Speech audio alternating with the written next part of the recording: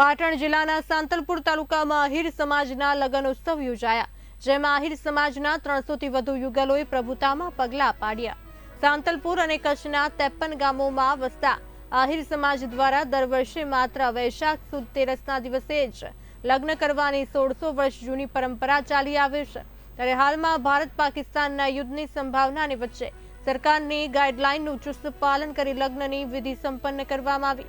આજની યુવા પેઢીએ પણ આહિર સમાજની વર્ષો જૂની પરંપરાને જાળવી રાખી છે। ત્યારે મહત્વનું છે કે 1600 વર્ષથી ચાલી આવતી પરંપરા મુજબ લગ્ન વિધિ પૂર્ણ કરવામાં આવી હતી। નામ આહિર કાનાભાઈ માધીભાઈ ઢોકાવાડા। અમારા સમાજમાં આમ તો અમારા પરંપરાથી રાત્રિના લગ્ન હતા, પણ અમુક અત્યારે સરકારની આ પરિસ્થિતિની ગાઈડલાઈન મુજબ અમે દિવસે લગ્ન કર્યા। આજે અત્યારે અમે હમણાં થોડી વારમાં લગ્ન અમારો પ્રસંગ પૂરો કરી અને અમે હમણાં તરત હોરામણા કરી નાખશું। આ સાલ અમારા ગામમાં 40 થી 45 લગ્ન છે, છતાંય બધે ગાઈડલાઈન મુજબ ફોલો કર્યું, સરકારની ગાઈડલાઈન મુજબ બધે ફોલો કર્યો છે।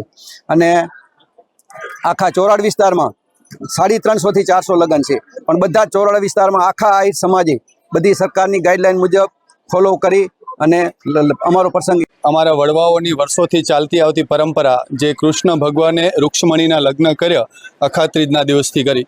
અમારી આહિરોની આ જે 24 ચોરાડ ગામ છે, વાગડના ગામ છે અને ખડીર, આ ગામોની અંદર કોઈ પણ મુહૂર્ત જોયા વગર આહિર સમાજની અંદર આજે લગભગ હજારોની સંખ્યાની અંદર કન્યા અને વર બંનેના લગ્ન થશે અને કોઈ પણ મુહૂર્ત જોયા વગર અને વિના વિઘ્ને દર વર્ષે સમૂહમાં લગ્ન થાય છે। આ વખતે અમે નવો પ્રયોગ એક એ કર્યો છે કે અમારો કારાણી પરિવાર અને ભીમાણી પરિવારના જે 7 લગ્ન છે એનો તમામ જમણવાર, એનું જાનઠડું, એની જાન જમાડવી, એની વાયણું જમાડવું, આ દરેક કાર્યક્રમ ભેગા કર્યા છે। એ કાર્યક્રમ ભેગા કરવાનું કારણ એ જ છે કે 7 જગ્યાએ તો લોકોને 7 જગ્યાએ જવું પડે, મતલબ એક ખર્ચની અંદર પણ થોડી સ્થિરતા રહે, ખર્ચ પણ ઓછો આવે, લોકોને પણ આવવા જવામાં સરળતા રહે અને એની સાથે સાથે કે આ 7 લગ્નના લોકો ભેગા મળી અને જમે, જેનું અન્ન એક એનું મન એક।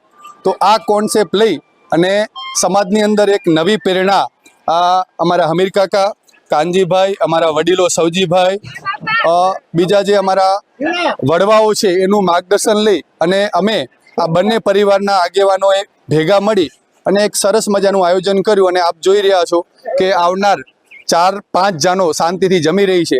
અને અત્યારે જે ભારત પાકિસ્તાન વચ્ચે યુદ્ધની જે કટોકટીની સ્થિતિની છે એની અંદર પણ જેની એની ગાઈડલાઈન છે એનું પણ અમે સંપૂર્ણ પાલન